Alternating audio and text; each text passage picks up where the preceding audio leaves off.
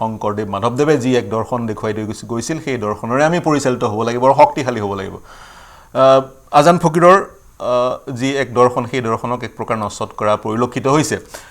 বিজেপিৰ শীৰ্ষ নেতা গৰাকীৰ পৰ্যায়ৰ পৰা গতিকে এই গোটেই বিষয়টো সামাজিকভাৱে আপোনাৰ দৃষ্টিভংগী কি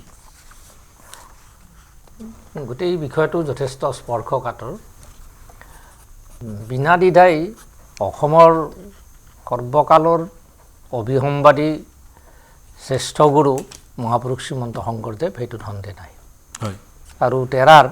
একান্ত শিষ্য মাধৱদেৱো আমাৰ অন্যতম গুৰু একেধৰণেই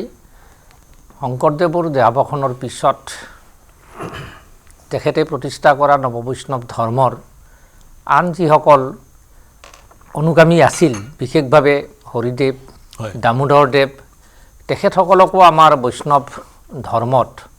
ভকতীয়া পৰম্পৰাত শংকৰী কলা কৃষ্টিৰ ক্ষেত্ৰতো অন্যতম গুৰু হিচাপে আমাৰ সমাজ জীৱনত দামোদৰপন্থী বা হৰিদেৱৰপন্থী তেখেতসকলে গ্ৰহণ কৰি আহিছে এতিয়া আন এটা কথা আহিছে আজান চাহাব বাগদাদৰ পৰা অহা আজান চাহাবে অসমৰ ইছলাম ধৰ্মাৱলম্বী মানুহখিনিক আজানৰ জৰিয়তে জিকিৰ জাৰিৰ জৰিয়তে আধ্যাত্মিক ভাৱপূৰ্ণ কৰি চুফি ভাৱধাৰাৰ এই পয়গম্বৰ গৰাকীয়ে তেওঁলোকক পৰিশীলিত শৃংখলিত জীৱন বোধটো শিকাইছিলে এইটো ঐতিহাসিকভাৱে সত্য কথা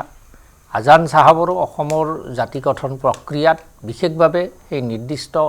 ইছলাম ধৰ্মাৱলম্বী মানুহখিনিক একত্ৰিত কৰি সমন্বয়ৰে অসমখন আগবঢ়াই নিয়াত অৱদান আছে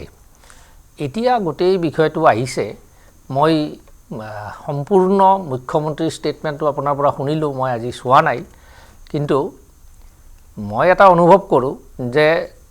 তেখেতৰ যিটো ষ্টেটমেণ্ট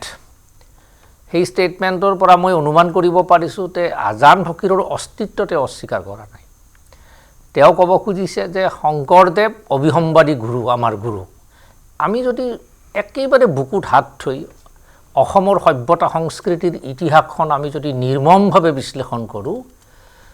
হয় শংকৰদেৱে অসমৰ আচলতে সকলোবিলাক বাদ দিলে একমাত্ৰ গুৰু সেইটোত সন্দেহ নাই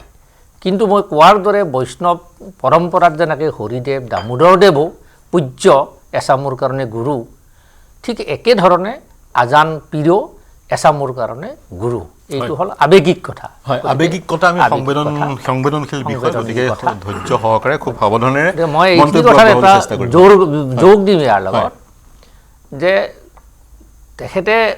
যিটো দৃষ্টিভংগীৰ পৰা কৈছে সেইটো এটা সেই দৃষ্টিভংগীটো বৰ্তমান সময়ৰ কথা বা বেলেগ আছে থাকিব পাৰে মই সিমানলৈ নাযাওঁ